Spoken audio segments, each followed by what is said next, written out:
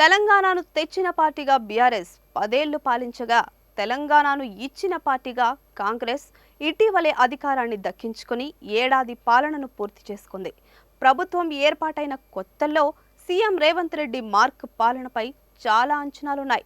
ముఖ్యంగా ఉచిత బస్సు ప్రయాణం, మహాలక్ష్మి, గృహజ్యోతి, రాజీవ్ ఆరోగ్యశ్రీ వంటి పథకాలు ప్రజల్లోకి బాగా వెళ్లాయి. దాంతో కొత్త ప్రభుత్వం తమ గురించి బాగా ఆలోచిస్తోందని, ప్రజా పాలనను అందిస్తోందని ప్రజలు హర్షం వ్యక్తం చేశారు. భారీ అంచనాలతో అధికారంలోకి వచ్చిన కాంగ్రెస్ పార్టీ గ్యారంటీ హామీలను అమలు చేయడానికి బలంగా ప్రయత్నిస్తోంది. వచ్చి రాగానే ఉచిత బస్సు పథకం అమలు చేయడంతో స్టార్టింగ్ అద్దిరింది. ఆ తర్వాత రాజీవ్ ఆరోగ్యశ్రీని 5 లక్షల రూపాయల నుంచి 10 లక్షల రూపాయలకు పెంచింది. ఆ తర్వాత 200 యూనిట్ల వరకు ఉచిత విద్యుత్తు అందిస్తోంది. ఇంకా 500 రూపాయలకే వంట గ్యాస్ సిలిండర్ కూడా ఇస్తోంది.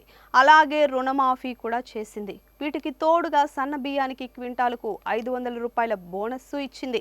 మరోవైపు పెన్షన్ల పెంపు, ఇందిరమ్మ ఇల్లు, రైతు భరోసా అమలు అవ్వకపోవడం సహా పలు అంశాల్లో ప్రజలకు అసంతృప్తి కూడా నెలకొంది. మొత్తంగా కాంగ్రెస్ ఏడాది పాలనపై మీ అభిప్రాయాన్ని కామెంట్ చేయండి.